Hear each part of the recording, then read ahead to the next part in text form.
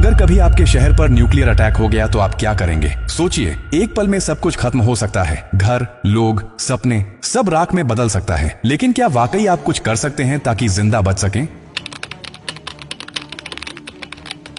हाँ, अगर आप अभी से तैयार हैं, ये जानकारी जिंदगी और मौत के बीच की दूरी तय कर सकती है। क्योंकि जब एक न्यूक्लियर बम गिरता है तो सिर्फ धमाका ही नहीं होता, उसके बाद शुरू होता है वो खतरनाक खेल जिसे कहते हैं रेडिएशन फॉलआउट। और उसमें जो जिंदा बचता है वो भी धीरे धीरे मरने लगता है। सबसे पहले जानिए कि जैसे ही न्यूक्लियर बम गिरता है, एक तेज सफेद रोशनी आपके सामने आती है। इस रोशनी को देखना मतलब अपनी आंखों की रोशनी खो देना। आप अंधे हो सकते हैं, स्थायी रूप से। इसलिए पहला कदम, जैसे ही धमाके की खबर मिले या रोशनी दिखे, तुरंत जमीन पर लेट जाइए, अपनी आंखें और कान बंद कर लीजिए और चेहरे को किसी कपड़े से ढक लीजिए। ये पहली रक्षा है। अब सवाल उठता है कि कहां जाएं? तो याद रखिए, अगर आपके आसपास कोई मेट्रो स्टेशन है, बेसमेंट है, अंडरग्राउंड पार्किंग है, तो वहीं भागिए, क्योंकि जमीन के नीचे रहना न्यूक्लियर फॉलआउट से बचने का सबसे कारगर तरीका है। लेकिन अगर कुछ नहीं है तो अपने घर को ही शेल्टर बनाना पड़ेगा। सारी खिड़कियां, दरवाजे बंद कर दीजिए। हर छोटी छोटी दरार को भी किसी कपड़े, टेप या गत्ते से बंद कीजिए। हवा का एक भी रास्ता नहीं खुला रहना चाहिए। अटैक से पहले या जैसे ही खबर मिले, आपके पास सिर्फ कुछ मिनट होंगे। उसी वक्त पानी भरिए, बाल्टी, बोतल, ड्रम, जो भी है।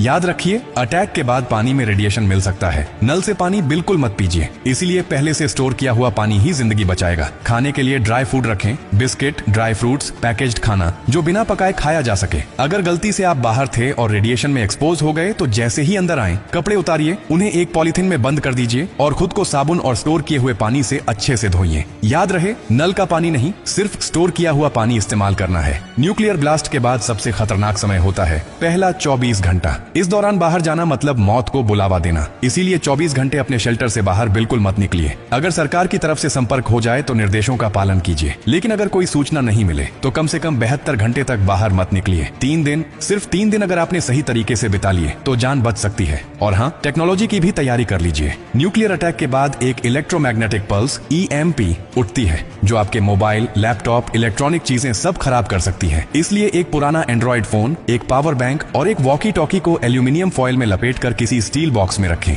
ये आपको बाकी दुनिया से संपर्क में रखेगा। सबसे जरूरी बात, घबराइए मत, पैनिक नहीं करना है। हर फैसला सोच समझ कर लीजिए, क्योंकि न्यूक्लियर अटैक एक टाइम गेम है। जो जितना शांत रहेगा, उसकी जान बचने के चांस उतने ही ज्यादा होंगे। और याद रखिए, ये जानकारी सिर्फ आपके लिए नहीं, बल्कि आपके परिवार, दोस्तों, पड़ोसियों और पूरे समाज के लिए है। क्या आप अकेले सुरक्षित रहना चाहते हैं? नहीं ना? तो इस जानकारी को हर उस इंसान तक पहुंचाइए जिसकी जिंदगी की आपको परवाह है। हो सकता है आपकी एक शेयर से किसी माँ का बच्चा जिंदा रह जाए, किसी पिता की आखिरी उम्मीद बच जाए, किसी बहन का भाई लौट कर घर आ जाए। और यही तो असली इंसानियत है। और हाँ, जब आप जिंदगी बांट रहे हैं तो एक वादा भी कीजिए।